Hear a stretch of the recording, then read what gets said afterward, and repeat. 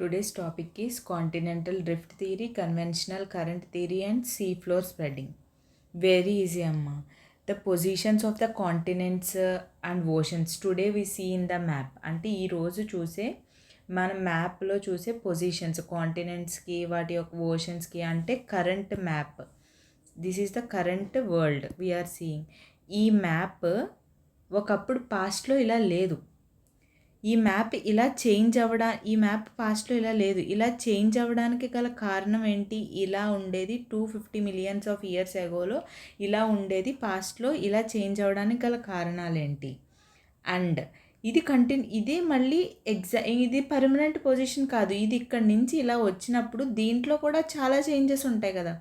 ఆ చేంజెస్ మనం చూడకపోవచ్చు బికాస్ ఇంకా మిలియన్స్ ఆఫ్ ఇయర్స్ పట్టింది కదా ఇలా చేంజ్ అవ్వడానికి. ఇంకా ఇది మారడానికి ఇంకా millions of years slow changes ఉంటాయి అన్నమాట. These are the things we're learning. ఇది ఇలా the journey between Pangaea to the current world. Let's get into the first topic, that is continental drift theory. This is the continental drift of plate. ఇలా ఉండేది 250 million years ago. ఇప్పుడు current earth today. దాని 150 million years ago ఇలా మారింది. Next 100 million years ఎగోకి మారింది. Current ఇలా ఉంది. ప్రస్తుతానికి మనం చూస్తున్నది ఎర్త్. ఇది ఇలా ప్లేట్స్ డైవర్జ్ అవ్వడానికి, కాంటినెంట్స్కి మూవ్ అవ్వడానికి గల కారణాలు. మీరు ఎస్టర్డే కానీ బిఫోర్ ఎస్టర్డే క్లాస్ కానీ ఫస్ట్ ఇదంతా కూడా ఇంటీరియర్ ఆఫ్ ద ఎర్త్ లాగే వస్తాం. ఇంటీరియర్ ఆఫ్ ద ఎర్త్ నేర్చుకుంటే today topic is very important. ఇదే డైరెక్ట్గా మొదలు పెట్టకండి, ఇది చూసినా పర్వాలేదు. But if you see previous classes and then come to this class, then it will be very easy. Okay, continental drift theory. ఇప్పుడు మీకు చెప్తున్నాను కదా, ఇలా ఉండేది, ఒకే ల్యాండ్ మాస్ ఉండేది, చుట్టూరు అంతా వాటర్ ఉండేది. దాని తర్వాత లారేషియా గోండ్వానా కింద మారింది. దాని తర్వాత కొన్ని కాంటినెంట్స్ కింద 100 మిలియన్ ఇయర్స్ అగో కింద కొన్ని మారింది. ఇప్పుడు ప్రజెంట్ ఉన్న సౌత్ అమెరికా, ఇది వరల్డ్ మ్యాప్, ఆస్ట్రేలియా. ఓకేనా, కరెంట్ ఉన్నది. Sorry for the my diagram. Map pointing చెప్పినప్పుడు రఫ్ స్కెచ్ ఎలా వేయాలో I will explain in the detail. అది మెయిన్స్కి ఉపయోగం, ఇప్పుడు కాదు. సో టుడే ఇలా జరగడానికి కాంటినెంటల్ డ్రిఫ్ట్ థియరీ యొక్క జర్నీ గురించి చెప్పుకుంటున్నాం కదా. అంటే ఇప్పుడు ప్రజెంట్ మన మ్యాప్ ఉంది, మనకి ఇదే తెలుసు. పాస్ట్లో ఇలా ఉండింది అని ఎవరికి డౌట్ వచ్చిందంటే, అసలు అంత పాస్ట్లో ఉండాలని ఎలా తెలిసిందంటే, there is a meteorologist Alfred Wegener అనే అతను, remember this name is very important. ఇతని వల్లే మనకి కాంటినెంటల్ డ్రిఫ్ట్ థియరీ అనేది వచ్చింది. Alfred Wegener. ఇతను ఏంటంటే ఒక జర్మన్ మెటీరియాలజిస్ట్ మాట. అంటే క్లైమేట్ గురించి తెలుసుకుంటాడు. క్లైమేట్ గురించి తెలుసుకునే అతను కాంటినెంటల్ డ్రిఫ్ట్ థియరీ అని ఎందుకు కనిపెట్టారు అనుకోండి. అతను ఒకసారి 1912 ఇయర్ కూడా గుర్తుపెట్టుకోండి, 1912 ఈ ఇయర్ టైంలో అతను ఏంటంటే అంటార్కిటికా మీకు తెలుసు కదా, అంటార్కిటికాకి క్లైమేట్ అనలైజ్ చేయడానికి, స్టడీ చేయడానికి వెళ్తాడు ఆల్ఫ్రెడ్ వెగనర్ అనే అతను. సో ఆల్ఫ్రెడ్ వెగనర్ అనే అతను ఎప్పుడైతే, ఇది అంటార్కిటికా ఎక్కడ ఉంటుంది గ్లోబ్లో, ఇక్కడ ఉంటుంది.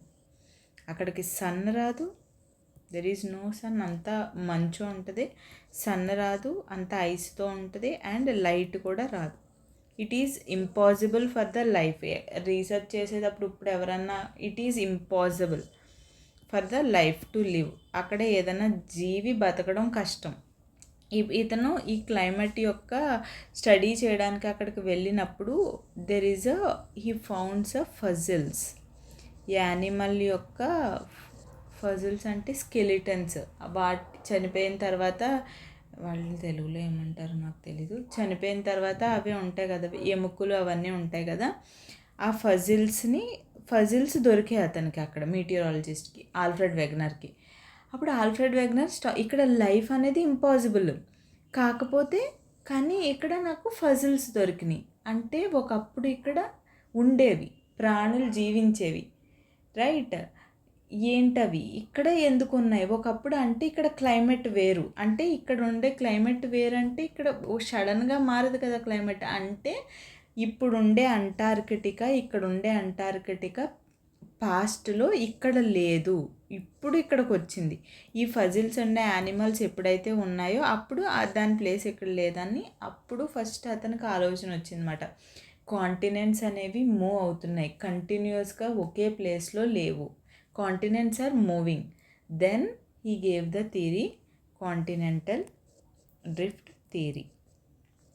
ఇప్పుడు నేను చెప్పాను మీకు ఇప్పుడు ఆస్ట్రోనాస్ఫియర్ కింద మాగ్మా మూవ్ అవటం వల్ల పైన ప్లేట్స్ మూవ్ అవుతాయి, అన్నీ ఈజీగా మీకు ఆల్రెడీ ప్రీవియస్ క్లాస్ విన్నాం కాబట్టి, ఆల్రెడీ మనం ఎన్సీఆర్టీ చదివాం కాబట్టి ఇవన్నీ ఉంటాయి. అప్పుడు వెగనర్కి ఏం తెలుసు, అప్పటిదాకా అసలు కాంటినెంట్స్ మూవ్ అవుతుందన్న కాన్సెప్టే తెలియదు, ఇంటీరియర్ ఆఫ్ ద ఎర్త్ ఏమీ తెలియదు. అప్పుడు ఈ వెగనర్ అనే అతను ఫాజిల్ దొరికిందంటే ఒకప్పుడు పాస్ట్లో ఇది ఇక్కడ లేదు, ఈ కాంటినెంట్ ఇక్కడ ఉంటే లైఫ్ అనేది ఇంపాసిబుల్. అంటే ఇది మూవ్ అయ్యి ఇక్కడికి వచ్చింది మూల ఇక్కడ ఏమీ లేవు, ఇంతకు ముందు వేరే చోట ఉండేది ఈ కాంటినెంట్. అప్పుడు ఈ ఫాజిల్ ఏ యానిమల్ అయితే ఫాజిల్ దొరికిందో యానిమల్స్ ఉండేవి అని he says continental drift theory అని చెప్పారు. చెప్పిన తర్వాత కాంటినెంటల్ డ్రిఫ్ట్ థియరీ గురించి ఇలా సైంటిస్ట్కి ఎక్స్ప్లెయిన్ చేస్తే దే ఆస్క్డ్, ఓకే నువ్వు చెప్పింది రైటే, ఇప్పుడు నేను చెప్పినట్టే మీరు వెగనర్ ఆల్ఫ్రెడ్ వెగనర్ చెప్పారు, ప్రూఫ్ ఏంటి, షో మీ ద ఎవిడెన్స్. నువ్వు కాంటినెంటల్ డ్రిఫ్ట్ థియరీ అని చెప్పు, just show me the evidence to prove that continents are drifting. Continents move అవుతున్నాయని చెప్పడానికి మాకు ఎవిడెన్స్ చూపించండి అని they asked for the evidence. Then he showed 5 mind-blowing evidences which change the entire geography. ఇతని వల్ల Arthur homes అనే అతను ఉంటారు, అతని వల్ల హ్యారీ హ్యాస్ అనే వాళ్ళ, ఈ ముగ్గురు వల్ల అసలు ఈ 3 నేమ్స్ ఒకటి సైంటిస్ట్ నేమ్స్ గుర్తుపెట్టుకోండి, రిమైనింగ్ సైంటిస్ట్ మీకు అనవసరం. ఆల్ఫ్రెడ్ వెగనర్ ఒక అతను, ఆర్థర్ హోమ్స్ అతను, హ్యారీ హ్యాస్, వీళ్ళ తర్వాత చెప్తాను. వీళ్ళ ముగ్గురు వల్ల whatever we're seeing physical geography, మనం ఏదైతే జియోగ్రఫీ చదువుతున్నామో, ఏదైతే చూసామో, ఏదైతే అర్థం చేసుకున్నామో, ఈ వీళ్ళ వల్లే మొత్తం whatever we are today physical geography. ఈరోజు కాన్సెప్ట్ అమ్మ ఇమాజినేషన్ చేసుకోవడానికి ట్రై చేయండి. I will show the picture బట్టే చెప్తాను, ఇమాజిన్ చేసుకుంటే it's very easy, very interesting also. Okay, అప్పుడు 5 ఎవిడెన్సెస్ చెప్పారు. అవి ఏంటంటే first evidence is jigsaw puzzle. Jigsaw fit అన్న జిగ్జా ఫజిల్ అన్న ఐ షో. ఈ జిగ్జా ఫజిల్ కన్నా ముందు there is some concept. Alfred Wegener అనే అతనే ఎవిడెన్స్ చెప్పినప్పుడు కాంటినెంట్ ఎలా డ్రిఫ్ట్ అవుతుంది అని చెప్పినప్పుడు అతనే ఒక కాన్సెప్ట్ ఇస్తారన్నమాట. That is Pangaea and ప్యాంథలాసా.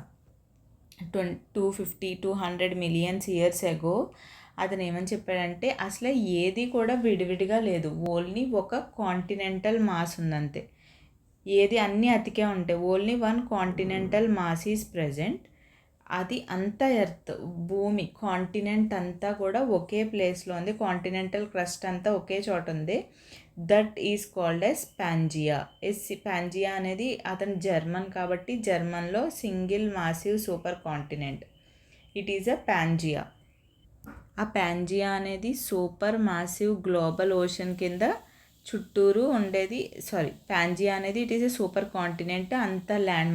మనం చదువుకున్నాం కదా, క్రస్ట్, ఓషన్ క్రస్ట్ ఉంటుంది, కాంటినెంటల్ క్రస్ట్ ఉంటుంది. ఈ కాంటినెంటల్ క్రస్ట్ అంతా కలిపి ఉన్నదాన్నే మనం ఏమంటాం, పాంజియా.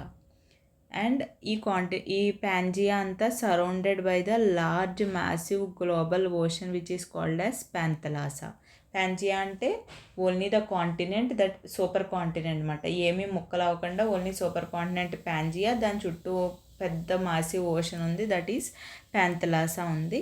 దాని తర్వాత అవన్నీ కూడా డ్రిఫ్ట్ అయినాయి అని చెప్పారు. ఆ డ్రిఫ్ట్ ఇవన్నీ ఒకప్పుడు కలిసి ఉన్నాయి అని పాంజియా కింద ఉన్నాయి అన్న దానికి అతను ఎవిడెన్స్ చెప్తారు, దట్ ఈస్ కాల్డ్ ఎవిడెన్సెస్ గురించి. మీకు ఫస్ట్ జిగ్జా ఫిట్ అంటే తెలుసు కదమ్మా. జిగ్జా ఫిట్ అంటే ఎలా ఉంటుందంటే, ఇలా మనం గేమ్స్ ఆడతాం కదా, పర్ఫెక్ట్గా మనం దాన్ని ఫిట్ చేస్తే దిస్ ఈజ్ ద జిగ్జా ఫిట్, దీన్ని జిగ్జా ఫిట్ అంటాం. మ్యాచ్. ఇప్పుడు అతను ఏమంటున్నారంటే మన కాంటినెంట్స్ అన్నీ ఇలా విడిపోయాయి కదా, ఆ కాంటినెంట్స్ అన్నీ దగ్గరగా తీసుకొస్తే ఎగ్జాక్ట్గా ఇది ఎలా ఫిట్ అవుతుందో అలా ఫిట్ అవుతాయి. One of the example he gave the, ఈ సౌత్ ఆఫ్రికన్ కాంటినెంట్ని మనం ఆఫ్రికన్ బౌండరీ నుంచి సౌత్ ఆఫ్రికన్ బౌండరీని పక్కకు తీసుకొస్తే they exactly fit each other. World map చూడండి, మీకు కూడా అర్థమవుతుంది. They exactly fit. That is the example he's giving. మనం అంటే ఒక సౌత్ అమెరికాని తీసుకొచ్చి ఆఫ్రికాని పెడుతుంటే ఎగ్జాక్ట్గా ఏ పొజిషన్లో ఉందో ఆ పొజిషన్ మొత్తం ఫిట్ అవుతుందంటే దానికి కారణం ఏంటి? ఒకప్పుడు ఆ రెండు కలిసే ఉన్నాయి, ఇప్పుడు డ్రిఫ్టింగ్ వల్ల విడిపోయాయని. This is the one example he give. Entire continents అన్నీ కూడా జస్ట్ ఎగ్జాంపుల్కి చెప్తున్నాను. అన్ని కాంటినెంట్స్ని మనం ఒక దుక్కుని తీసుకొస్తే ఆ బౌండరీ అనేది ఎగ్జాక్ట్గా ఇక్కడ జిగ్జా పజిల్ ఎలా ఉంటుందో అలా ఫిట్ అవుతుంది అన్నమాట. That is the one example he seeing. First evidence ఏంటంటే, ఎవిడెన్స్ ఎందుకు చెప్తున్నాను ఇప్పుడు, ఫస్ట్ ఎవిడెన్స్ ఎందుకు అడుగుతున్నాం? First they are asking continents drift అయినాయి కదా, దాని ప్రూఫ్ చూపించమన్నారు. అంటే ఒకప్పుడు అన్నీ కలిసే ఉన్నాయంటే ప్రూఫ్ ఏంటి? ఇది ఇప్పుడు మనం ఏదైనా కాంటినెంట్ తీసుకొచ్చి దాని పక్కన ఉన్న కాంటినెంట్ మధ్యలో ఇప్పుడు ఆఫ్రికాకి తీసి అట్లాంటిక్ ఓషన్ కదా, అంటే ఇవి దూరంగా ఉండాలి కదా. ఇప్పుడు అట్లాంటిక్ ఓషన్ నుంచి రెండింటిని కలిపితే అవి కలుస్తున్నాయి. అన్ని కాంటినెంట్స్ అలా కలిపితే అన్నీ జిగ్జాగా ఎగ్జాక్ట్గా ఫిట్ అవుతున్నాయి.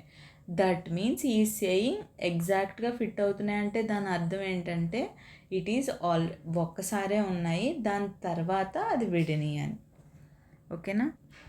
Next, rocks of the same age. Rocks of the same age అంటే ఏంటంటే అక్రాస్ ద ఓషన్స్ రాక్స్ అన్నీ కూడా సేమ్ ఏజ్లో ఉన్నాయి. ఎగ్జాంపుల్ అతను ఏం చెప్పంటే రేడియోమెట్రిక్ డేటింగ్ అంటే ఆ రాక్ యొక్క ఏజ్ కానీ దాని ప్రాపర్టీస్ కానీ అన్నీ తెలుసుకుంటే ఏంటంటే సౌత్ అమెరికాలో ఉన్న బ్రెజిల్ రాక్ కరెక్ట్గా ఫిట్ అయ్యే ఈ వెస్టర్న్ ఆఫ్రికన్ రాక్ ఇప్పుడు మనం ఫిట్ చేస్తే ఈ రాక్ ఎంత రేడియోమెట్రిక్ ద్వారా చేసి సపోజ్ ఇది 200 మిలియన్ ఇయర్స్ ఎగో రాక్ అనుకోండి, ఇది కూడా సేమ్ అదే ఏజ్కి చెందింది. రేడియోమెట్రిక్ చేస్తే రాక్ ఏజ్, టైపు, ప్రాపర్టీస్ అంతా ఐడెంటికల్గా ఉన్నాయి. అంటే సేమ్గా ఉండవు కదమ్మా, అది ఎక్కడో మధ్యలో అట్లాంటిక్ ఓషన్తో కొన్ని వేల కిలోమీటర్ల దూరంలో ఉంది. అసలు ఒకేలా ఉండే సేమ్ ప్రాపర్టీస్ ఉండి సేమ్ ఒకేలా ఉండే ఛాన్సెస్ ఉండవు కదా. సో దెర్ ఈజ్ ఇదంతా కూడా ఒకప్పుడు ఒకే రాక్. ఇదంతా కూడా ఒకప్పుడు ఒకే రాక్. ఇది ఇలా బ్రేక్ అవ్వడం వల్ల ఈ రాక్ ఇలా, ఇది 1 అనుకోండి, ఇది 2 అనుకోండి, ఇది బ్రేక్ అయ్యి ఇక్కడికి వచ్చింది, ఇది బ్రేక్ అయ్యి ఇది వెళ్ళింది. ఇదే సౌత్ అమెరికా, ఇదే ఆఫ్రికా. ఇప్పుడు ఇది సేమ్ ఒకటే కదా, ఇది ఎక్కడికి వెళ్ళినప్పుడు ఇది ఎక్కడికి వెళ్ళినప్పుడు రెండు ఏముంటాయి? సేమ్గానే ఉంటాయి. So he is saying the rocks of the same age అని, అదని సెకండ్ ఎవిడెన్స్ చెప్. ఈ డయాగ్రామ్ అది చూసి కంగారు పడకండి. ప్లేస్ డిపాజిట్స్ అంటే I will explain. See amma, there is some rock, mountain, volcanic mountain, volcanoes వల్ల సమ్ మౌంటైన్స్ ఫామ్ అయినాయి. ఇక్కడ నుంచి సపోజ్ ఒక రివర్ ఫ్లో అవుతుంది. ఓకేనా? This is the river flowing from the mountains. ఈ మౌంటైన్స్లో ఉన్న మెటీరియల్స్, ఈ మౌంటైన్స్లో ఉన్న డిపాజిట్స్ అన్నీ కూడా ఇది తీసుకొచ్చి ఒక చోట డిపాజిట్ చేస్తుంది కదా, ట్రావెల్ చేస్తాయి కదా. దీంట్లో ఉన్న మెటీరియల్స్, దీంట్లో ఉన్న ఏమంటారు మినరల్స్, ఇవన్నీ కూడా ఒక చోట డిపాజిట్ అవుతాయి కదా. రివర్ ఉంటే ఆ రివర్తో పాటు ఎరోడ్ అయ్యి సమ్ మెటీరియల్స్ ఒక చోట డిపాజిట్ అవుతాయి కదా.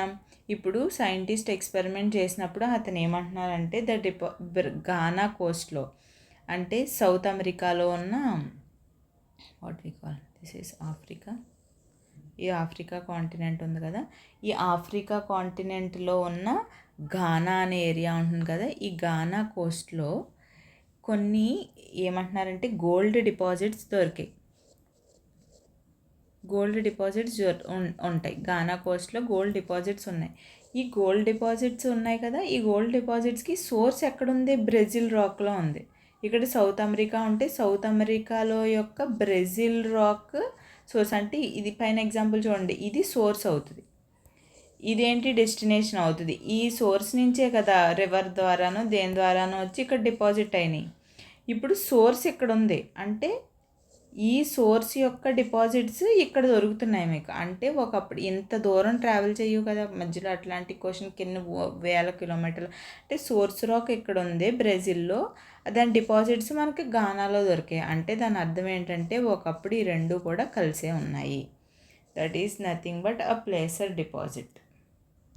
దాని అర్థం ఇదన్నమాట. అంటే బ్రెజిల్లో సోర్స్ రాక్ ఉంది, దాని యొక్క డిపాజిట్స్ మన గానా కోస్ట్లో దొరికాయి. మరి సౌత్ అమెరికాలో ఉన్న ఐఎమ్ వెరీ సారీ, ఆఫ్రికాలో ఉన్న గానా కోస్ట్లో బ్రెజిల్ యొక్క సోర్స్ డిపాజిట్ దొరికాయి. So these are the example. ఇది another evidence, pleasure deposit.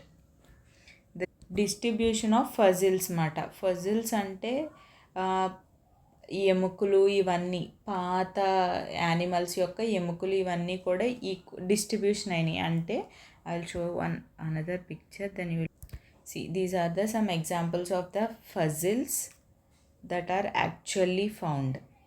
Examples of the fossils, examples చూడండి. There is an example of Mesosaurus. Mesosaurus అనేది ఫ్రెష్ వాటర్ రెప్టైల్ మాట. ఈ రెప్టైల్ ఇక్కడి నుంచి ఇక్కడ వరకు ట్రావెల్ చేసి వెళ్ళడం అనేది impossible. There is a so much of Atlantic question ఉంది కదమ్మా. సో మీసోసోరస్ అనే ఆ రెప్టైల్ యొక్క ఫజిల్స్ మనకి సౌత్ అమెరికాలోని కనిపించే, ఆఫ్రికాలోని కనిపించాయి. అండ్ దెర్ ఈజ్ ఎన్ ఇది ప్లాంట్, దీని యొక్క ఫజిల్ మనకి గ్లాసోప్టెరస్ ఒక ఫజిల్ మనకి ఎక్కడ కనిపించింది చూడండి. This is the green colour. అంటార్కిటికాలో కనిపించింది, ఆస్ట్రేలియాలో కనిపించింది, ఆఫ్రికాలో కనిపించింది, సౌత్ అమెరికాలో కనిపించింది. లిస్టోసరస్ యొక్క ఇండియాలోనే కనిపించింది, అంటార్కిటికాలో కనిపించింది, అండ్ ఆఫ్రికాలో కనిపించింది. నేను ఇందాకనే ఎగ్జాంపుల్ ఫస్ట్ ఆల్ఫ్రెడ్ వెగ్నర్ గురించి చెప్పినప్పుడు అదే చెప్పాను. అంటార్కిటికాలో ఫజిల్ కనిపించడం ఏంటైనా ఆశ్చర్యం వేసింది. అప్పుడు అంటార్కిటికా చూడండి ఇండియాకి ఎంత దగ్గరగా ఉందో. Just imagine how close Antarctica was to us. అన్ని చోట్ల కనిపించింది. ఇప్పుడు ఆ ఫజిల్స్ అంటే ఇంత దూరం ఉంటే అంత ట్రావెల్ చెయ్యు కదమ్మా అంటార్కిటికాకి ఇండియా వచ్చేది. So he saying. అండ్ సైనోగ్నాథస్ ఒకసారి అంటే ఇది మీరు రాయవసరం లేదు, ఆప్షన్లోనే ఇస్తాడు కాబట్టి మెయిన్స్ ఇచ్చినప్పుడు చూసుకుందరు. కానీ ఆప్షన్స్ ఇచ్చినప్పుడు just remember the Mesosaurus names ఒకసారి చూసుకోండి. Because it is mentioned in ఎన్సీఆర్టీలో మెన్షన్ చేసినప్పుడు జనరల్గా పేపర్ ప్రిపేర్ చేసినప్పుడు దే ప్రిపేర్డ్ త్రూ ఎన్సీఆర్టీ కాబట్టి. So based on the fossils they are studying. ఇప్పుడు దాకా మీకు చెప్పిన ఎగ్జాంపుల్స్ ఏం చెప్పాను just remember. 1 is jigsaw fit, second is puzzles, third is rocks of the same age. ఇంకోటి కూడా చెప్పాను. అండ్ ప్లేసర్ డిపాజిట్స్ అని చెప్పాను కదా, deposits of Brazil, Ghana, South America. And fifth one ఏంటంటే next example is tillites. Tillites అంటే ఏం కాదమ్మా, these are the sedimentary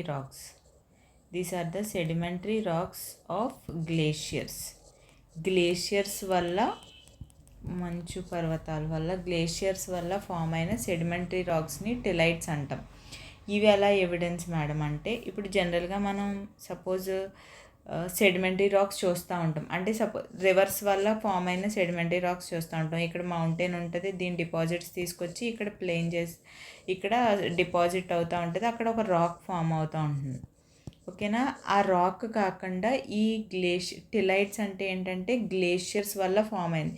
scientist ఈ రాక్ని చూసినప్పుడు దాంట్లో గ్లేషియర్ యొక్క అంటే ఐస్, ఆ మంచు యొక్క అది కూల్ అయితే ఫామ్ అయిన రాక్స్ కనిపించాయన్నమాట వాళ్ళకి. గ్లేషియర్ ఎగ్జాంపుల్ మీకు టిలైట్స్ చూపిస్తాను. These are the tillites. చూసారా, దీస్ ఆర్ ద రాక్స్. మనం జనరల్గా రివర్ నుంచి వచ్చిన డిపాజిట్స్, ఆ డిపాజిట్స్ ఇలా రాక్స్ కింద ఫామ్ అవ్వవు. ఈ మధ్యలో ఉన్న పార్టికల్స్ ఉన్నాయి చూసారా, ఈ గ్లేషియర్స్ వల్ల ఫామ్ అయిన టిలైట్స్ మాట అవి. గ్లేషియర్స్ వల్ల. దీస్ ఆర్ ద గుర్తుపెట్టుకోండి, టిలైట్స్ అంటే there are not igneous rocks, there are sedimentary rocks. అంటే కట్ట అంటే మీకు ఎలా చెప్పాలంటే గ్లేషియర్స్ ముక్కల కింద అయిపోయిన తర్వాత దాని వల్ల డిపాజిషన్ జరిగి అది దానివల్ల ఫామ్ అయిన రాక్స్. ఈ సెడిమెంటరీ రాక్స్ని బట్టి చూస్తే చాలా ఏరియాలో సేమ్ దొరికినాయి అన్నమాట. ఏమేమి ఏరియాలో this is the mapping of tillites ఇక్కడెక్కడ దొరికినాయి అన్నమాట. ఏమంటాం దాన్ని, సౌత్ అమెరికాలోని, ఆఫ్రికన్ సౌత్ పార్ట్లోని, ఇండియాలోని, ఆస్ట్రేలియాలోని, ఇవన్నీ చోట టిలైట్స్ దొరికినాయి. ఇప్పుడు అంటే మీరు ఇంకోటి కూడా ఫైండ్ చేశారు దీనివల్ల. ఈ టిలైట్స్ వల్ల మనకి పేలియో క్లైమేట్ అంటే ఏన్షియంట్ క్లైమేట్, పేలియో అంటే ఏన్షియంట్ క్లైమేట్ గురించి తెలిసిందంటే ఇవన్నీ గ్లేషియర్ యొక్క డిపాజిట్స్, అంటే ఏన్షియంట్గా దేర్ ఆర్ గ్లేషియర్స్ ఉన్నాయని, అంత ఐస్ ఏజ్ మాట, అంత ఐస్ ఏజ్ ఉందని ఈ ఈ టెలైట్స్ ద్వారా కూడా మనకి తెలుస్తుంది. డ్రాస్టికల్లీ కోల్డర్ రీజియన్స్ ఉండుంటే అందుకనే అందుకే ఉంటాయి కదమ్మా ఇవి. అండ్ దీన్ని బట్టి వీటిని దొరికిన పొజిషన్ బట్టి ఏమని తెలిసిందంటే ఇవన్నీ కాంటినెంట్స్ కూడా ఒకదానికొకటి ఇలా కలిసి ఒకే చోట ఇది కదా, దీని సౌత్ పోల్లో ఎక్కడో ఇలక్కడ దగ్గరగా ఉన్నాయి అని, ఇక్కడ ఉన్న అన్ని వాటికి ఇలా these are the deposits, these are anomaly.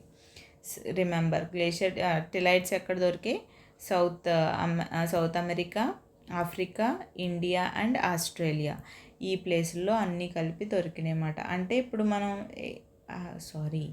I'll tell you that Laurasia, Gondwana land అవన్నీ చెప్తాం కదా, అంటే ఇవన్నీ కూడా part of India, is a part of Gondwana land అని దొరికినాయి. These are the 5 evidences that Alfred Wegener gave. ఇప్పుడు అసలు టాపిక్ రిమెంబర్ గుర్తుంది కదా, అసలు టాపిక్ ఏంటంటే this is the Pangaea and చుట్టూరు ఉన్నది జస్ట్ రిమెంబర్ ప్యాంథలాసా. ఓకేనా, 150 years ప్రకారం అది లొరేషియా కింద అండ్ గోండ్వానా ల్యాండ్ కింద డివైడ్ అయింది. ఇప్పుడు లొరేషియా అండ్ గోండ్వానా ల్యాండ్ కింద, గోండ్వానా ల్యాండ్ అంగారా ల్యాండ్ అని కూడా అంటారు లొరేషియాని. గోండ్వానా అంటే మనకి Gondwana important because this is India and this is Tethys sea. మీరు చూసే ఉంటారు మన ఇండియన్ జియోగ్రఫీలో. అసలు ఫస్ట్ మనం హిమాలయాస్ గురించి తెలుసుకుంటాం. మీరు ఇండియన్ జియోగ్రఫీ ఆల్రెడీ ఒకసారి చదవకపోయినా పర్వాలేదు, నేను చెప్తాను. ఆల్రెడీ ఒకసారి చదువుంటే మీరు హిమాలయాస్ ఫామ్ అవడానికి మెయిన్ రీజన్ ఏంటి, ఈ మధ్యన ఫామ్ అయిన తెతిస్సి. ఇక్కడెక్కడ సి లేదు చూడండి, దిస్ ఈజ్ ఎంటైర్ ప్యాంథలాసా. ఈ మధ్యలో ఇక్కడ 2 బ్రేక్ అవడం వల్ల ఇక్కడ ఒక సి ఫామ్ అయింది, దట్ ఈస్ తెతిస్సి. ఇప్పుడు మీరు ఇక్కడే మీకు ఒక చిన్న చెప్తాను. మన ఇండియా ఉంది కదా, ఇండియా గోండ్వానా ల్యాండ్ నుంచి డ్రిఫ్ట్ అయ్యి, first India is a part of, remember మన పైన ఉంది కదా అని లొరేషియా అనకండి. లొరేషియాలో ఏముంటాయి, అమెరికా, యూరోప్ అండ్ ఏషియా, ఈ 3 ఉంటాయి. యురేషియా అండ్ లొరేషియా గుర్తుపెట్టుకోండి. India it's not a part of Laurasia, India is a part of Gondwana land. ఇప్పుడు ఇండియా ఉంటుంది కదా, ఇండియా ఈ గోండ్వానా ల్యాండ్ నుంచి డ్రిఫ్ట్ అవుతా ఈ పైకి వెళ్ళిందన్నమాట. ఓకే, ఇక్కడ ఉండే ఆల్రెడీ ఏంటి తెతిస్సి, కానీ ఇండియా ఏమైంది, ఏషియాలో కలిసిపోయింది కదమ్మా ఇండియా. ఇలా వెళ్ళడం వల్ల ఇక్కడ ఈ తెతిస్సి ఏమైందంటే సబ్డక్ట్ అయింది. ఒక కాంటినెంట్, ఒక ఓషన్, ఈ తెతిస్సికి కాంటినెంట్, మన ఇండియన్ కాంటినెంట్ దాన్ని గుద్దుకుంటా వెళ్ళి దాన్ని సబ్డక్ట్ చేసి ఏషియాని గుద్దుద్ది అన్నమాట. ఏషియాని పుష్ చేస్తుంది. అక్కడ పుష్ చేసినప్పుడు ఆ 2 ల్యాండ్ మాస్ ఒకదాని మీద ఒకటి ఫామ్ అయ్యి అక్కడ ఫామ్ అయ్యే Himalayas. This is India, it is going to Asia. ఇక్కడ ఇలాగా కొలైడ్ అయినప్పుడు ఒక్కదానికొకటి ల్యాండ్ మాస్ సబ్డక్ట్ అయ్యి తెతిస్సి మాయమయ్యి ఆ 2 ఏషియన్ కాంటినెంట్, ఇండియా ఒకదానొకటి కొలైడ్ అయ్యటం వల్ల అక్కడ ఒకటి కిందకెళ్ళి ఒకటి పైకి వచ్చి అక్కడ ఫామ్ అయిన మౌంటైన్సే Himalayas. Tethys sea is one of the reason where we are forming Himalayas. ఇది ప్లేట్ టెక్టోనిక్స్ ఇండియన్ జియోగ్రఫీలో చెప్తాను. దిస్ ఈజ్ ద ఎగ్జాంపుల్, మీకు అర్థమవుతుందని కాంటినెంటల్ డ్రిఫ్టింగ్ చెప్పాను. This is the thing and these are the evidences. ఇప్పుడు ఆల్ఫ్రెడ్ వెగనర్ బాగానే ఇచ్చాడు, ఎవిడెన్సెస్ ఇచ్చాడు. సో చెప్పారు, ఎవిడెన్స్ ఇచ్చిన తర్వాత ఈ 5 ఎవిడెన్సెస్ వల్ల గుర్తుపెట్టుకోండి, ఎందుకంటే చాలాసార్లు అడిగారు దీన్ని ఎన్సీఆర్టీలో, ఎగ్జామ్స్లో. These are the 5 evidences: jigsaw, rock, placer deposits, tillites, puzzles.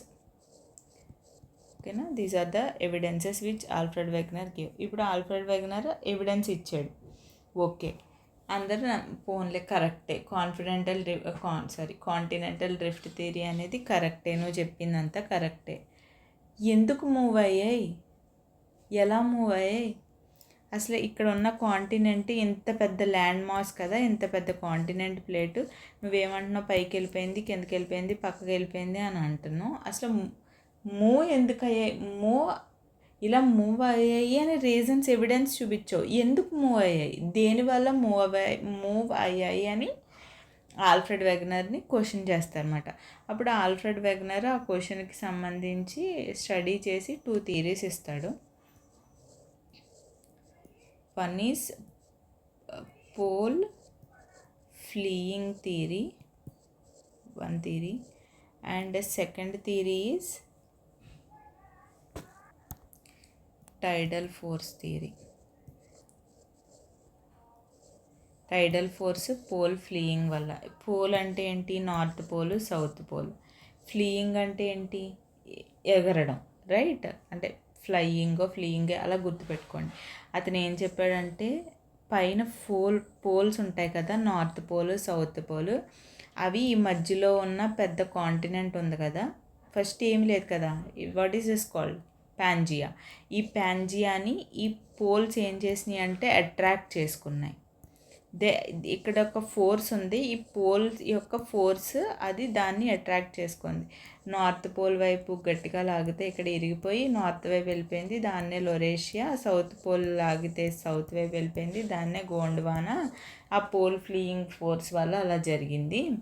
Next is a టైడల్ force. టైడల్ force అంటే మీరు బేసిక్ ఎన్సీఆర్టీ చిన్నప్పటి నుంచి మనం చదువుకున్నాం. టైడ్స్ ఎలా ఫామ్ అవుతాయి, it's a gravitational force of earth, moon and sun. Sun moon యొక్క గ్రావిటేషనల్ ఫోర్స్ వల్ల వచ్చే టైడ్స్ ఉంటాయి కదా, ఆ మధ్యలో ఆ టైడ్స్ ఫార్మేషన్ జరిగి ఆ టైడ్స్ వల్ల కూడా ఆ సెకండ్ అట్రాక్షన్ ఓషనిక్ వాటర్లో టైడ్స్ డెవలప్ అయ్యి అలాగా ఆ టైడ్స్ కూడా కాంటినెంట్స్ని బ్రేక్ చేసాయని చెప్పేసి టూ థియరీస్ ఇస్తారు. లేటర్ ఆన్ దిస్ 2 థియరీస్ కూడా అబ్జల్యూట్లీ రాంగ్. అసలు pole fleeing force, tidal theory అనేది అతను ఊహించి ఇచ్చినవి, బట్ ఇట్ ఈస్ రాంగ్. తర్వాత సైంటిస్ట్ అందరూ దాన్ని రీసెర్చ్ చేసి యాడ్ చేసి ఇట్ ఈస్ నాట్, కాకపోతే it is correct. Continent drift అవుతున్నాయి అన్నది కరెక్ట్. అతని అడిగినప్పుడు అతను చూపించిన 5 ఎవిడెన్స్ కరెక్ట్. కాకపోతే అది ఎక్కడ తప్పు చేశాడంటే దేనివల్ల అవి కాంటినెంట్స్ డ్రిఫ్ట్ అయ్యాయి అన్న విషయం తెలుసుకోలేకపోయాడు. అడిగితే దేర్ ఆర్ 2 ఫోర్సెస్ అని ఇచ్చారు, విచ్ ఆర్ అబ్జల్యూట్లీ రాంగ్. ఇవన్నీ ఆల్ఫ్రెడ్ వెగనర్ ఇచ్చిన థియరీస్, కానీ తప్పు. దాని తర్వాత ఇంకొక అతను సైంటిస్ట్ వస్తాడు, which is I'm telling Arthur Holmes. ఇందాక ఆథర్స్ సైంటిస్ట్ గుర్తుపెట్టుకోమన్నాను కదా, ఆథర్ హోమ్స్. ఈ ఆథర్ హోమ్స్ అనే అతను 1930లో చెప్తాడనమాట, లేదు కాన్ఫిడెంట్ వస్తుంది, it is continental, I'm very sorry, continental drift theory, it's absolutely right. కాకపోతే అతను చెప్పిన రీజన్ ఉంది చూడండి, pole fleeing force and second one ఇంకోటి టైడల్ ఫోర్స్, ఇవి రాంగ్. The continents are continuing moving. అది ఎందుకు అంటే తనని చెప్పమంటారు కదా, అది తప్పు అయినప్పుడు నువ్వు చెప్పు అని చెప్తే అప్పుడు అతను చెప్పారు, these are moving because of conventional current theory. ఈ థియరీ చాలా చిన్నదమ్మా and very easy theory. Already ఈ థియరీ మీరు చదివేశారు కూడా, right.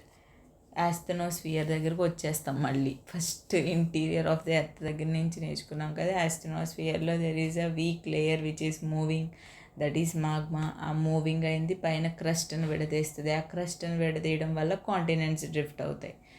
It is as simple as that. ఇప్పుడు మనకు అన్నీ తెలిసినాయి కాబట్టి it is very easy convention అంటే. అప్పుడు it is the first time it is discovering. అప్పుడు కాదు, కాంటినెంటల్ డ్రిఫ్ట్ థియరీ కరెక్టే, కాకపోతే ఆ ఫోర్సుల వల్ల కాదు, కన్వెన్షన్ కరెంట్ థియరీ వల్ల. There are 2 terms basic science, మీరు ఫిజిక్స్లో చూసుకుంటారు. There is convention and basic సైన్స్లో నేర్చుకుంటారు అడ్వెక్షన్. కన్వెన్షన్ అంటే ఏంటి, హారిజాంటల్ టెంపరేచర్ చేంజ్ హారిజాంటల్లో డిఫరెన్స్ అయితే there is it is horizontal కాదు, ఇట్ ఈస్ వెర్టికల్గా టెంపరేచర్లో చేంజ్ వస్తే దాన్ని కన్వెన్షన్ అంటాం. హారిజాంటల్గా టెంపరేచర్లో చేంజ్ వస్తే దాన్ని ఏమంటాం, అడ్వెక్షన్ అంటాం. ఎగ్జాంపుల్ తీసుకోండి, విండ్. మీరు ఒక ప్లేస్లో, సపోజ్ మీరు ఇక్కడ నుంచున్నారు, ఓకేనా, కోల్డ్ విండ్, చాలా మంచు చల్లగాళ్ళు వస్తున్నాయి మీ వైపు, ఇలా వస్తున్నాయి అంటే మీ దగ్గరికి వచ్చేటప్పటికి ఇలా వస్తున్నాయి కదా, దిస్ ఈజ్ అడ్వెక్షన్. ఎర్త్ ఉంది, బాగా టెంపరేచర్, బాగా ఎర్త్ కింద ఇక్కడ ఉన్న టెంపరేచర్ ఏమవుతుంది, బాగా ఎక్కువ హీట్ అవుతుంది. సమ్మర్ అనుకోండి, హీట్ అవుతుంది. హీట్ అవటం వల్ల అది టెంపరేచర్, ఎయిర్ పైకి రైజ్ అవుతూ ఉంటుంది కదా, ఈ రైజ్ అయిన temperature it is in vertical the temperature. దీన్ని ఏమంటాం మనం, కన్వెక్షన్ అంటాం. హారిజాంటల్ అయితే అడ్వెక్షన్, వెర్టికల్ అయితే కన్వెక్షన్. ఇప్పుడు మనం కావాల్సింది ఏంటంటే కన్వెన్షనల్ కరెంట్ థియరీ. ఏం లేదమ్మా, the temperature difference in the air, it is called convection, అంతే. వెర్టికల్లో టెంపరేచర్ డిఫరెన్స్ వస్తే అది టెంపరేచర్ చేంజ్ వస్తే కన్వెక్షన్, హారిజాంటల్గా ఎవెక్షన్. ఇప్పుడు conventional current theory. Conventional current theory అంటే ఏంటి, this is the crust, inside there is a magma.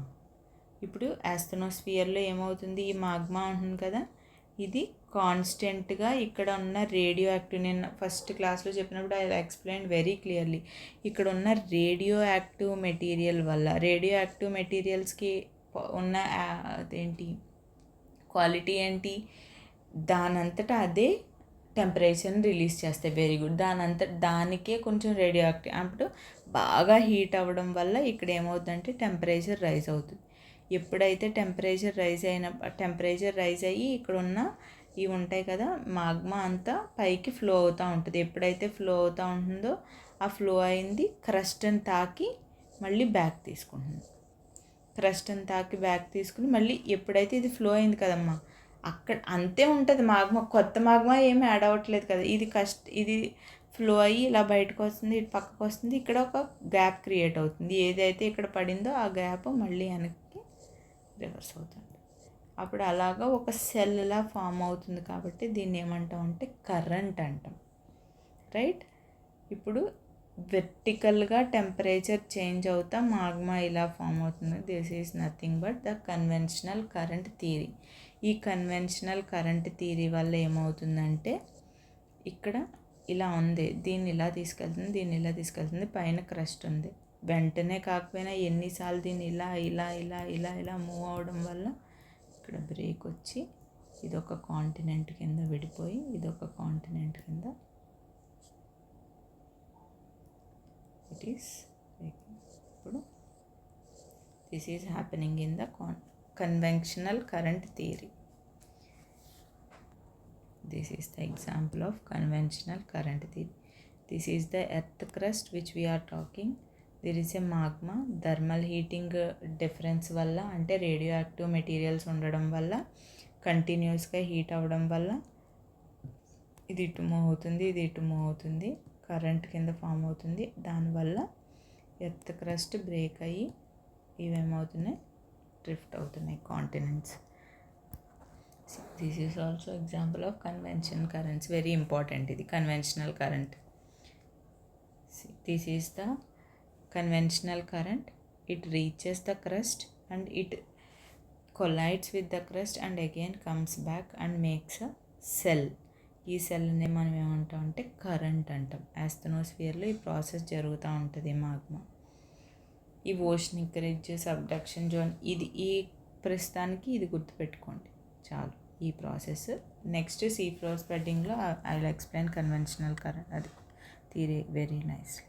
బేసికల్గా Arthur Holmes continental drift theory wrong అని చెప్పిన వాళ్ళకి కాదు, ఇది రైటే. ఎందుకు రైట్ అంటే అని ఎక్స్ప్లెయిన్ చేసిందే కన్వెన్షనల్ కరెంట్ థియరీ, CCT. ఓకేనా. Sorry, sometimes I don't know why today conventional current and continental drift theory అనేది I think I am sometimes తప్పు ప్రొనౌన్స్ చేస్తున్నాను. So just understand the concept, ఓకేనా. This is one of the post drift theory which is given by the Arthur Holmes in 1930. Alfred Wegener continental drift theory 1912లో ఇచ్చాడు. Next Arthur homes 1930లో కాదు, continental drift theory అనేది రైటే, కాకపోతే అతను చెప్పిన reasons తప్పు అని చెప్పి కన్వెన్షనల్ కరెంట్ థియరీ అని అతను చెప్పారన్నమాట. ఏమని, మ్యాంటల్లో ఉన్న మాగ్మా, దానిలో ఉన్న రేడియో యాక్టివ్ మెటీరియల్స్ యొక్క థర్మల్ రిఫరెన్సెస్ వల్ల అది కంటిన్యూస్గా మూవ్ అయ్యి కన్వెన్షనల్ కరెంట్స్, వెర్టికల్ కరెంట్స్ని ఫామ్ చేస్తుంది. ఆ ఫామ్ చేసినప్పుడు లోపల ఒక సెల్ కింద ఫామ్ అయ్యి అది కంటిన్యూస్గా మూవ్ అవ్వడం వల్ల పైన క్రస్ట్ బ్రేక్ అయ్యి అది డ్రిఫ్ట్ అవుతూ ఉంటుంది. That is the reason why continents are drifting అని చెప్పిన continental drift theory Arthur Holmes చెప్పింది. నెక్స్ట్ ఏంటంటే సీ ఫ్లోర్ స్ప్రెడింగ్. ఇప్పుడు దాకా మీరు కరెక్ట్గా అబ్జర్వ్ చేస్తే క్రస్ట్లో కాంటినెంట్స్ ఉంటాయి, దేర్ ఆర్ ఓషన్స్ ఉంటాయి. Please excuse my drawing, the pen is not working properly. Continental crust ఉంటుంది, ఓషనిక్ క్రస్ట్ ఉంటుంది, right. This is a continental crust, oceanic. ఇప్పుడు దాకా మనం ఏం చెప్పాం, కాంటినెంటల్ డ్రిఫ్ట్, కాంటినెంట్సే డ్రిఫ్ట్ అయినాయి అని చెప్పాం. కాకపోతే దెర్ ఈజ్ అనదర్ కాన్సెప్ట్. ఈ సీ ఫ్లోర్ ఉంది కదా, ఈ సీ ఉంది కదా ఓషనిక్, దాంట్లో ఈ సీ ఫ్లోర్ కూడా ఇది కాంటినెంట్, ఇది కాంటినెంట్. మనం ఏమంటున్నాం అంటే ఇది డ్రిఫ్ట్ అవుతుంది, ఇది విరిగి డ్రిఫ్ట్ అవుతుంది అని అంటున్నాం.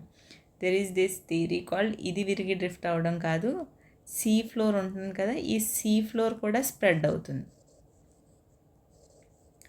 ఈ మధ్యలో ఉన్న సీ ఫ్లోర్ స్ప్రెడ్ అవ్వడం వల్ల సీ ఫ్లోర్ కూడా స్ప్రెడ్ అవుతుందని చెప్పింది. That is sea floor spreading theory. ప్రస్తుతానికి ఇది చూడండి అమ్మా, జస్ట్ ఈ మ్యాటర్ అంతా కాకుండా సీ ఫ్లోర్ ఎలా స్ప్రెడ్ అవుతుంది. Inside there is a asthenosphere. ఈ ఆస్థెనోస్ఫియర్ పైకి మాగ్మా కింద రావడం వల్ల ద ఫ్లోర్ ఈజ్ అటు ఇటు కూల్ అవ్వడం వల్ల ద ఫ్లోర్ ఈజ్ స్ప్రెడ్డింగ్. దీన్ని మీకు ఈజీగా అండర్స్టాండ్ అయ్యేలా చెప్తాను. This is the sea floor spreading. ఇక్కడ ఉండేది దిస్ ఈజ్ ఆఫ్రికన్ కాంటినెంట్, ఇది సౌత్ అమెరికన్ కాంటినెంట్. ఫస్ట్ ఇదంతా ఏంటి, కలిసే ఉండేది, ఓకేనా. ఇప్పుడు I use laser. This is African plate and this is south American plate. ఇవి ఒకప్పుడు ఇదంతా కలిసే ఉండేది. ఇప్పుడు ఏమైంది, కంటిన్యూస్గా దీని కన్వెన్షనల్ కరెంట్, ఇంకా ఆస్ట్రోస్ఫియర్ కూడా వదిలేదు, కన్వెన్షనల్ కరెంట్ వల్ల ఈ కాంటినెంటల్ క్రస్ట్ ఏమైంది, బ్రేక్ అయ్యి ఇటొక కాంటినెంట్ కింద డివైడ్ అయింది. అంటే మధ్యలో వాటర్. రిమెంబర్, ఇప్పుడు కాంటినెంటల్ ఇటొకటి కాంటినెంటల్ విడిపోయింది, కంటిన్యూస్గా పైకి ఇలా లావా వస్తుందమ్మా. ఇప్పుడు కాంటినెంట్ ఇటు విడిపోయింది కదా, ఈ మధ్యలో గ్యాప్లో డైరెక్ట్గా మీకు మ్యాంటల్ కోరు కనిపించేస్తుందా ఇక్కడ నుంచి చూస్తే? నో, ఇక్కడ నుంచి కంటిన్యూస్గా ఇక్కడ ఏమవుతుంది, మాగ్మా ఫామ్ అవుతూ ఉంటుంది కదా బయటికి. ఈ మాగ్మా కూల్ అయ్యి ఇక్కడ రాక్ ఫామ్ అవుతూ ఉంటుంది, దాన్నే సీ ఫ్లోర్ అంటాం, అదే ఓషనిక్ క్రస్ట్.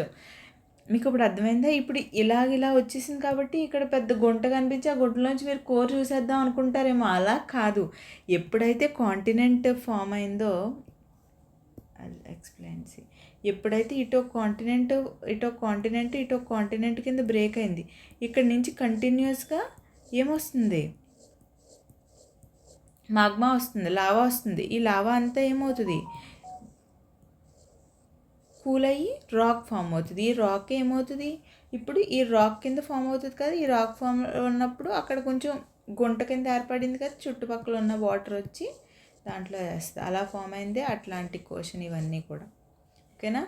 రిమెంబర్, కాంటినెంట్ విడిపోవడానికి కింద ఒక రాక్ అవసరం, లేకపోతే వాటర్ ఎక్కడ ఉంటుంది, డైరెక్ట్గా మ్యాంటిల్లో కోర్లోకి వెళ్ళాలి. ఇక్కడ కూల్ అయిన మాగ్మా అంటే ఇలా ఉండి ఇక్కడ ఇలా ప్లేస్ వచ్చింది కాబట్టి చుట్టుపక్కల ఉన్న వాటర్ అంతా కూడా దాంట్లో ఫామ్ అయ్యి ఇక్కడ ఏం ఫామ్ అవుతుంది, ఒక సీ ఫామ్ అవుతుంది.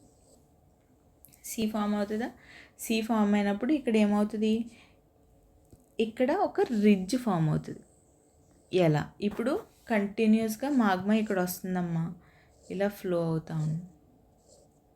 ఓకేనా, ఇక్కడ రాక్ ఉంది, వాటర్ వచ్చింది ఇన్సైడ్. ఇప్పుడు పైనుంచి చూడకండి, సీ ఫ్లోర్ గురించి చూడండి. అంటే పైన నీళ్ళ గురించి కాదు, సీ యొక్క అడుగు భాగం, సీ ఫ్లోర్ గురించి, జస్ట్ సీ ఫ్లోర్ గురించి. ఇక్కడ సీ ఫ్లోర్లో అక్కడ ఏమవుతుంది, ఒక ఫాల్ట్ కింద ఏర్పడుతుంది. ఫాల్ట్ అనకూడదు, ఇట్స్ అవుట్ సైడ్ కాంటినెంట్లో అయితే ఇది ఫాల్ట్ అనాలి, ఇన్సైడ్ ద ఓషన్ కాబట్టి ఇది రిడ్జ్ అనాలి. ఇక్కడ రిడ్జ్ ఫామ్ అవుతుంది. ఓకేనా, this is ridge inside the floor.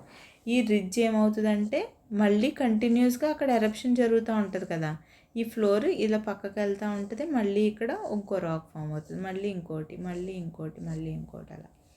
I'll explain in another picture. There is yes, see, this is the first continental. ఓకేనా, కాంటినెంటల్ క్రస్ట్ ఇన్సైడ్ నుంచి మాగ్మా వచ్చింది, దాన్ని బ్రేక్ చేసి, ఇదే చెప్తున్నాను, బ్రేక్ చేసి అది మాగ్మా ఏమైంది, లావా ఏమైంది, కూల్ అయ్యి ఒక రాక్ కింద ఫామ్ అయింది. ఈ రాక్ మీద వాటర్ ఏమైంది, వాటర్ వచ్చింది, ఈ రాక్ దగ్గర ఒక రిడ్జ్ ఫామ్ అయింది. కంటిన్యూస్గా అక్కడ మళ్ళీ మాగ్మా వస్తే ఇది కంటిన్యూస్గా ఇది స్ప్రెడ్ అవుతూ ఉంది, ఫ్లోర్ స్ప్రెడ్. మీకు అనిపించవచ్చు ఇప్పుడు మీకు యాక్చువల్గా కరెక్ట్గా నన్ను ఫాలో అయితే, మ్యామ్ ఇక్కడ రాక్ ఫామ్ అయింది, మళ్ళీ ఇది మాగ్మా మళ్ళీ వచ్చింది, ఇది పక్కకు జరిగింది, ఇక్కడ ఇంకో రాక్ ఫామ్ అయింది, మళ్ళీ ఇది పక్కకు జరిగింది, ఇది ఇంకో రాక్ ఫామ్ అయింది, అలా జరుగుతా ఇది ఫామ్ అవుతా ఓషన్ ఫ్లోర్. అలా ఇంత చిన్న ఫ్లోర్ ఇంత పెద్దగా ఓషన్ ఫ్లోర్ అలా పెద్దదయ్యి టుడే అట్లాంటిక్ ఓషన్ అలా అయినప్పుడు ఇంకా భూమి పెరగాలి కదా మేడం, ఎర్త్ అనేది చాలా గట్టిగా ఇంకా పెరగాలి కదా అని మీకు డౌట్ రావాలి. యాక్చువల్గా వెంటనే నేను చెప్పింది అర్థమైందా? ఇక సీ ఫ్లోర్ అలా స్ప్రెడ్ అవుతూ ఉందమ్మా. ఇక్కడ మీకు ఈజీగా అర్థమైందని అనుకుంటున్నాను, ఒక్కసారి అర్థం అవ్వలేని గురించి చెప్తున్నాను. ఇక్కడ రిడ్జ్ ఉంది కదా నాన్న, ఇక్కడ ఇలా వచ్చిందా, ఇక్కడ ఒక ఫస్ట్ ఎంత ఉంది, ఇంత ఉంది అనుకోండి సీ ఫ్లోర్. ఇప్పుడు ఇక్కడి నుంచి మళ్ళీ మాగ్మా ఫామ్ అవుతుంది. అప్పుడు ఇది ఏమవుతుంది, ఇక్కడ ఇంకొక రాక్ వస్తుంది కదా, ఈ రాక్ వచ్చినప్పుడు దీని పక్కకు జరుపుద్ది. అలా ఈ పై డయాగ్రామ్లో మీకు ఈజీగా అర్థమవుతుంది. ఇంత ఉందా ఫ్లోర్, ఇప్పుడు ఈ రిడ్జ్ ఉందా, రిడ్జ్ దగ్గర నుంచి మళ్ళీ రాక్, మళ్ళీ రాక్, మళ్ళీ రాక్, మళ్ళీ రాక్, రాక్, ఇది పాతదంతా పక్కకు జరుగుతూ ఉంటుంది, కొత్తగా ఫామ్ అయిన రాక్ అంతా మధ్యలో ఉంటుంది. This is a very important. మెయిన్స్లో కూడా అడిగారు ఒకసారి, ప్రిలిమ్స్లో కూడా అడిగారు. ఏంటో తెలుసా, నేను ఒక క్వశ్చన్ అడుగుతాను, చెప్పండి. దిస్ ఈజ్ ద ప్లేస్ 1 అనుకోండి, ఓకేనా, దిస్ ఈజ్ ద ప్లేస్ 1 అనుకోండి, ఇది 2 అనుకోండి, 3 అనుకోండి. ఈ 1, 2, 3 దాంట్లో యంగెస్ట్ రాక్ ఏది, ఇప్పుడే ఫామ్ అయిన రాక్ ఏది? 1. ఓల్డెస్ట్ రాక్ అంటే 3. అంటే మిడ్ ఓషనిక్ రిడ్జెస్ దగ్గర ఎప్పుడు కొత్త రాక్స్ ఫామ్ అవుతూ ఉంటే పాత రాక్స్ని పక్కకు గెంటుతూ ఉంటాయి అన్నమాట. అలాగా సీ ఫ్లోర్ స్ప్రెడ్ అవుతూ ఉంటుంది. ఇప్పుడు అస్సలు పెద్ద డౌట్ రావాలి. ఇప్పుడు దాకా మనం ఏమన్నాం, ఓషన్ కాంటినెంట్ డ్రిఫ్ట్ అవుతూ ఉన్నాయి మేడం అన్నాం. ఇప్పుడు ఏంటంటే సీ ఫ్లోరు పెరుగుతూ ఉంది మేడం అంటున్నాం. సీ ఫ్లోర్ పెరుగుతూ ఉంటే కాంటినెంట్స్ని పక్కకు జరిపితే సీ ఫ్లోర్ అలా పెరిగిపోతూ ఉంటే అంతా వాటర్ అయిపోవాలి కదా, సీ ఫ్లోర్ మొత్తం పెరగాలి కదా, అంటే భూమి కూడా పెరగాలి కదా. కంగారు పడకండి, ఎక్కడ అయితే ఈ డైవర్జెంట్ జరుగుతుందో there is another place subduction జరుగుతూ ఉంటుంది. ఇది ఇక్కడ ఈ కాంటినెంట్ని ఇక్కడ గుద్దుకుంటుందా, గుద్దుకున్నప్పుడు అది సబ్డక్ట్ అయ్యి లోపలికి వెళ్తూ ఉంటుంది. అప్పుడు అది మళ్ళీ రివర్స్ ప్రాసెస్లో జరుగుతూ ఉంటుంది. I will show you the picture. మీకు అప్పుడు సబ్డక్షన్ పిక్చర్ చూపిస్తే దాన్ని బట్టి మీకు ఈజీగా నేమ్స్ వదిలేసి ఇదే ఒక్కసారి ఇమేజ్నే చూడండి, ఓకేనా. దిస్ ఈజ్ ద రిడ్జ్, ఎక్కడైతే ఫాస్ట్ స్ప్రెడ్డింగ్ అది రిడ్జ్. మీకు ఎగ్జాంపుల్ గురించి చెప్తున్నాను, నేమ్స్ వదిలేయండి. అది రిడ్జ్ అమ్మ.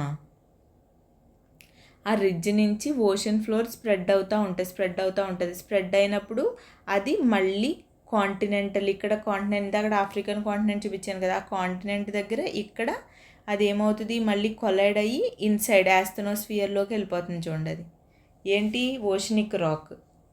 కింద ఉన్న ఓషనిక్ రాక్ దీన్ని కొలైడ్ అయ్యి ఇలా కిందకి యాస్థనోస్ఫియర్ దగ్గరికి వెళ్తుంది. ఎక్కడైతే మాగ్మా పైకి వచ్చి డైవర్జెన్స్ జరుగుతుందో, ఇలా స్ప్రెడ్డింగ్ జరుగుతుందో అక్కడ ఫామ్ అయిన దాన్నే మనం రిడ్జ్ అంటాం. ఎక్కడైతే కన్వర్జెన్స్ అయ్యి ఇది ఉంది కదా, ఈ ఓషనిక్ రాక్ కన్వర్జ్ అయ్యి కాంటినెంటల్ యాస్టెనోస్ఫియర్లోకి కిందప్పుడు ఇలా కిందకు వచ్చి మళ్ళీ అవుతుందో అక్కడ ఫామ్ అయిన దాన్ని ట్రెంచ్ అంటాం. ఓకేనా, that is the difference between trench and ఓకేనా. ఇక్కడ నుంచి మాగ్మా ఉంది, ఇది సీ ఫ్లోర్ ఇలా స్ప్రెడ్ అవుతూ ఉంది, ఇక్కడ కాంటినెంట్ ఉంది. ఈ ఫ్లోర్ స్ప్రెడ్ అయ్యి ఇక్కడికి వచ్చేసరికి ఈ కాంటినెంట్ దగ్గర మళ్ళీ అది కన్వర్జ్ అయ్యి కిందకి వెళ్తుంది. ఎక్కడైతే డైవర్జ్ అయ్యి ఇటొకటి ఫ్లోర్ స్ప్రెడ్ అయిందో ఇక్కడ ఫామ్ అయ్యే fault, that is called ridge, mid oceanic ridges అంటాం. ఎక్కడైతే కన్వర్జ్ అయ్యి ఇక్కడ కాంటినెంట్ ఇది ఏంటి ఓషనిక్ క్రస్ట్ కన్వర్జ్ అయ్యి ఆ క్రస్ట్ లోపల యాస్టెనోస్ఫియర్లో మళ్ళీ కలిసిపోతుంది. ఇక్కడ ఫామ్ అయింది ఇది ఉంది కదా, ఇక్కడ ఫామ్ అయ్యే ఫాల్ట్ని ట్రెంచ్ అంటాం. This is the difference between ridge and trench. And see these are the examples of mid oceanic ridges. Mid oceanic ridges యొక్క పిక్చర్స్, ఎగ్జాంపుల్స్ కాదు. This is the mid oceanic ridge. ఇక్కడ నుంచి rock ఏమవుతుంది diverge అయ్యి మళ్ళీ ఇక్కడి నుంచి మళ్ళీ వచ్చినప్పుడు ఇక్కడ మళ్ళీ లావా వచ్చి ఇక్కడ కూల్ అయ్యి మళ్ళీ అక్కడ రిడ్జ్ ఫామ్ అయ్యి ఆ రిడ్జ్ దగ్గర నుంచి ఆ రాక్ అట్లా మూవ్ అవుతూ ఉంటుంది అనమాట. ఇవి are the youngest rocks. Sea ఫ్లోర్కి వెళ్ళే కొలది ఓల్డెస్ట్ రాక్స్ కనిపిస్తూ ఉంటాయి మనకి ఇలా కంటిన్యూస్ అయ్యేది. These are the examples of mid oceanic ridges. Mid oceanic రిడ్జెస్కి ఇంకొక ఎగ్జాంపుల్ ఉంది, I will show you map pointing. These are the mid oceanic ridges. ఏవైతే ఉన్నాయో ఇవన్నీ కూడా mid Atlantic oceanic ridge, south western Indian ridge, the central Indian ridge. These are all the ఇప్పుడు దాకా మనం చెప్పుకున్న సీ ఫ్లోర్ సెడ్డింగ్ కాన్సెప్ట్లో ఉన్న మిడ్ ఓషనిక్ రిడ్జెస్ అన్నమాట. Sea floor spreading is an important concept. దీన్ని ఒకసారి నేను ఎన్సీఆర్టీలో కూడా చూసి ఏమన్నా ఒకసారి మీరు ఇది చెప్పినప్పుడు ఏం చేస్తారంటే just open 11th class NCERT concept of sea floor spreading అనే కాన్సెప్ట్ ఉంటుంది. And I will explain through line by line also, because అది చదివినప్పుడు చాలా కన్ఫ్యూజింగ్గా ఉంటుంది. Okay, this is the sea floor spreading and mid oceanic ridges. Let's see the concept of sea floor spreading in NCERT. ఏమన్నా మనం miss చేసామో లేదా ఎన్సీఆర్టీలో చూసి చూద్దాం. అండ్ ఇట్ ఈస్ చూడండి, first point, it was realised that among all the mid oceanic ridges volcanic eruptions are common. They bring huge amounts of lava to the surface to this area. ఇది very common కదా. అంటే ఇప్పుడు దాకా మనం చెప్పుకున్నది ఏంటి, volcanic eruptions వల్లే కదా lava వచ్చి ఆ లావా వల్ల మిడ్ ఓషనిక్ రిడ్జెస్ ఫామ్ అవుతుంది. అందుకని these areas, the areas which we see, ఈ ఏరియాస్ ఉన్నాయి కదా, ఈ ఏరియాస్ అన్నీ కూడా ఏంటి హై వాల్కనిక్ ఎరప్షన్ ఏరియాస్ అన్నమాట. వాల్కనిక్ ఎరప్షన్స్ ఎప్పుడు జరుగుతూ ఉంటాయి, లావా ఫామ్ అవుతూ ఉంటుంది, అది కూల్ అవుతూ ఉంటుంది, రాక్ ఫామ్ అవుతూ ఉంటుంది, హై అమౌంట్ ఆఫ్ లావా ఈ సర్ఫేస్లో వస్తూ ఉంటుంది. And there is a next concept of the rocks equidistance either the crust of mid similarities in the period of formation, chemical compositions and magnetic properties. Magnetism గురించి చెప్పాలి. There is also ఒక bit కూడా చేసాం కదా మనం, మీకు bit కూడా ఆ బిట్ కూడా ఆన్సర్ ఇక్కడ నుంచి వచ్చేస్తే. Earth outer core magnetic properties ఎలా చూపిస్తుందో. Rocks closer to the mid oceanic ridges have normal polarity and the youngest the age of the rocks increases one moves away from the crust. ఈ point ఒకసారి ఎన్సీఆర్టీలో చూడండి, second point. దీన్ని బట్టి ఇప్పుడు magnetism గురించి చెప్తాను. I will tell you about the magnetism. Earth అనేది our earth has some magnetic field. Paleomagnetism అనే కాన్సెప్ట్ ఉంటుంది. We know that our earth, మీరు నార్త్ పోల్ సౌత్ పోల్ అని మీరు చిన్నప్పుడు ఎర్త్ మ్యాగ్నెటిక్ పోల్స్ గురించి నేర్చుకుంటారు కదా, ఎర్త్ మ్యాగ్నెటిజం గురించి ఇలాగా. దెర్ ఈజ్ పెలియో మ్యాగ్నెటిజం అంటే rock it is made up of some minerals కదా, ఫెర్రస్ మినరల్స్, ఐరన్ ఇవన్నీ ఉంటాయి. ఈ మినరల్స్ అన్నీ కూడా ఒక రాక్ యొక్క మ్యాగ్నెటిక్ ఫీల్డ్ని తెలియజేస్తాయి అన్నమాట. ఈ రాక్లో కూడా మ్యాగ్నెటిజం ఉంటుంది. ఆ రాక్ యొక్క మ్యాగ్నెటిజం తెలుసుకోవడాన్ని దాన్నే పేలియో మ్యాగ్నెటిజం అంటారు. That is known as palaeo magnetism. ఆ రాక్ యొక్క మ్యాగ్నెటిజాన్ని తెలుసుకునేదాన్ని పేలియో మ్యాగ్నెటిజం అంటారు. ఇప్పుడు మనకి దీన్ని బట్టి హ్యారీ హ్యాస్ అనే అతన్ని మీకు ఆల్రెడీ చెప్పాను కదా, ఆర్థర్ హోమ్స్ గుర్తుపెట్టుకోండి, ఆల్ఫ్రెడ్ వెగనర్, హ్యారీ హ్యాస్ అనే అతను రీసెర్చ్ చేసినప్పుడు ఈ రాక్స్లో ఉన్న మ్యాగ్నెటిక్ ఫీల్డ్ అనేది సేమ్ ఏజ్ ఎలా మారిందో డిఫరెంట్ అంటే సీ ఫ్లోర్ స్ప్రెడ్డింగ్ చెప్పాను కదా, ఇక్కడ ఈ రాక్ సేమ్ ఏజ్లో ఉన్నాయి, ఈ రాక్ సేమ్ ఏజ్లో ఉన్నాయి. 1 1 2 2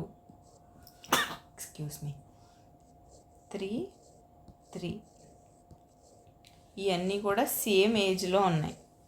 అంటే 1 ఏ ఏజ్ నుంచి సీ ఫ్లోర్ అనేది స్ప్రెడ్ అవుతుందంటే చాలా స్పీడ్గా, కాంటినెంటల్ ఎంత స్లోగా డ్రిఫ్ట్ అవుతున్నాయో సీ ఫ్లోర్స్ కూడా అంతే స్లోగా డ్రిఫ్ట్ అవుతున్నాయి అన్నమాట. It is not a difference, sea floor కూడా అంతే స్లోగా డ్రిఫ్ట్ అవుతుంది.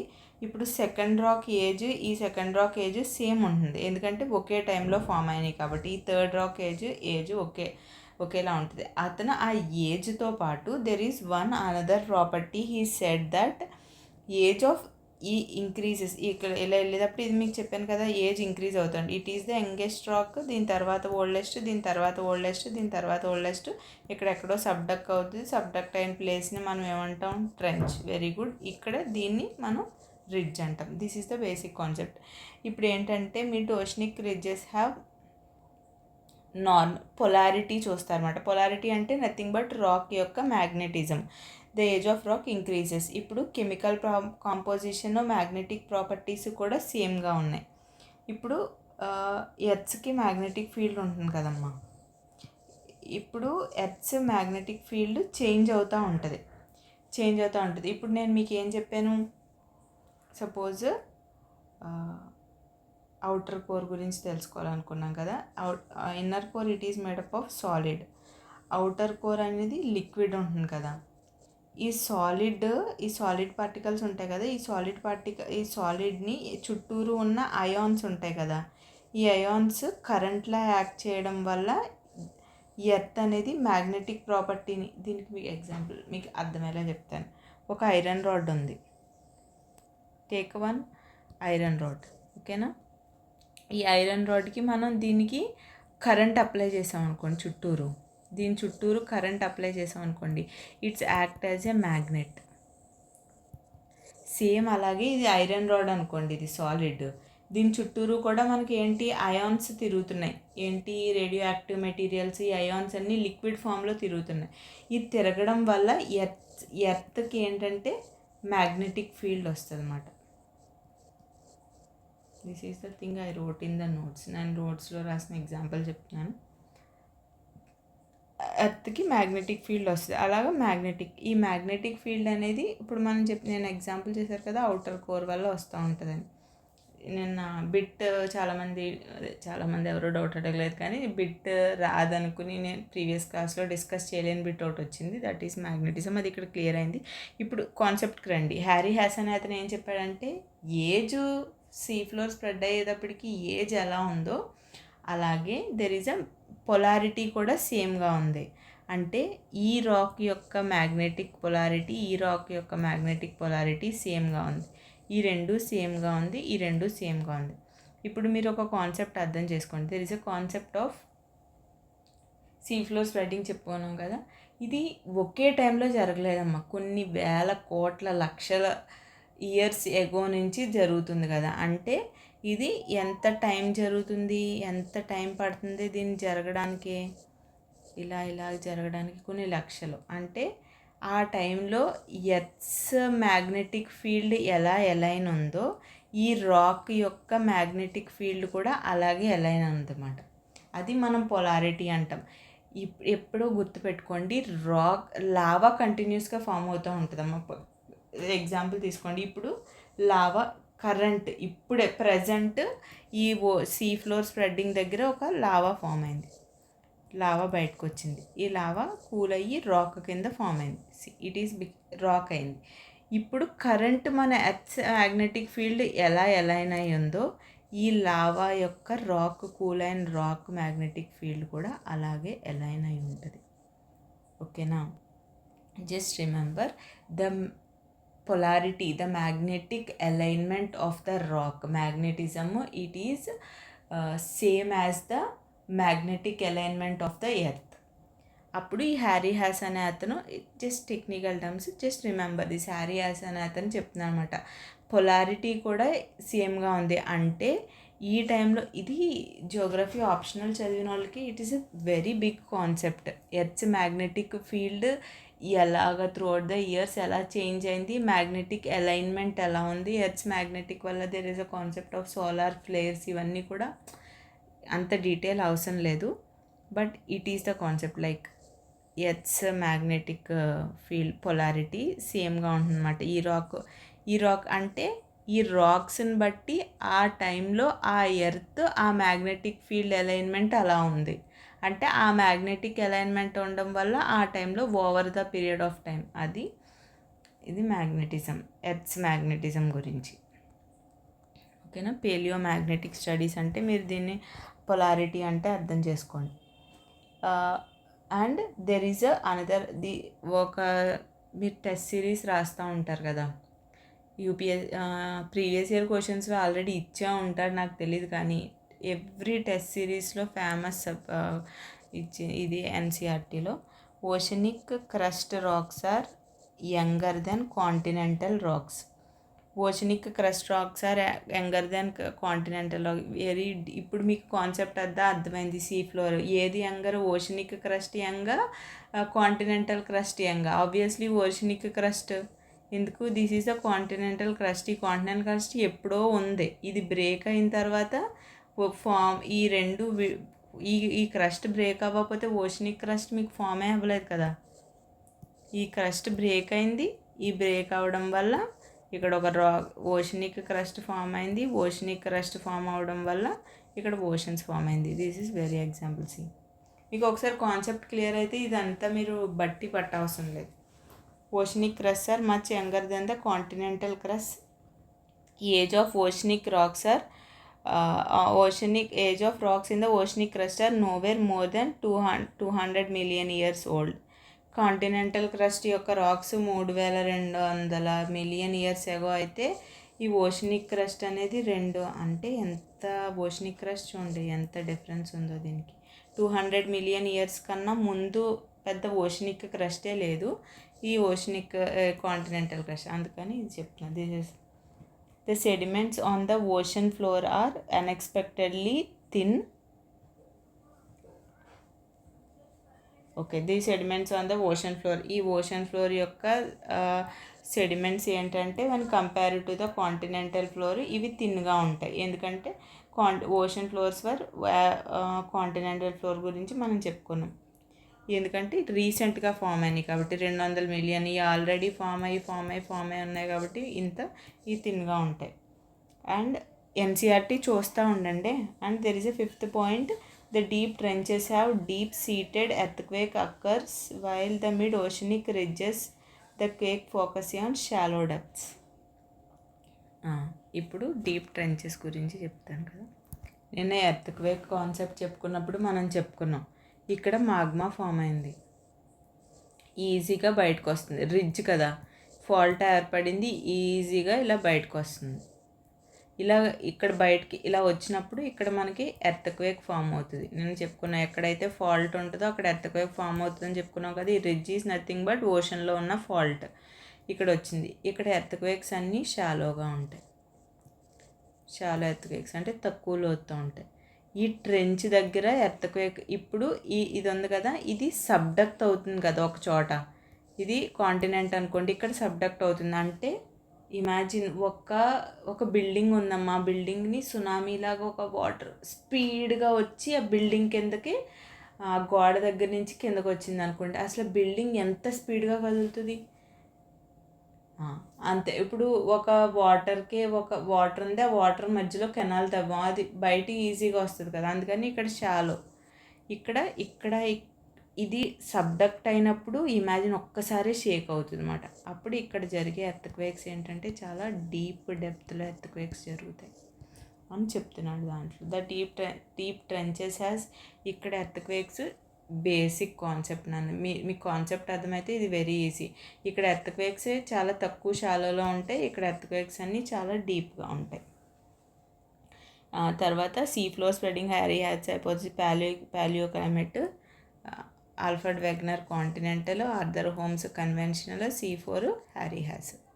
ఈ ముగ్గురు గుర్తుపెట్టుకోండి. ఈయన 1961 స్టేట్ పిఎస్సిలో అడిగితే అడగొచ్చేమో మరి, ఎందుకంటే ఈ 1912, ఈ 1930. These are the I think important concepts of these 3. ఇంకా ఏమన్నా ఒకసారి ఎన్సీఆర్టీ చదివినప్పుడు ఏమన్నా డౌట్స్ ఉంటే మ్యాక్సిమం క్లియర్ చేశాను అన్నీ కూడా. ఓకేనా.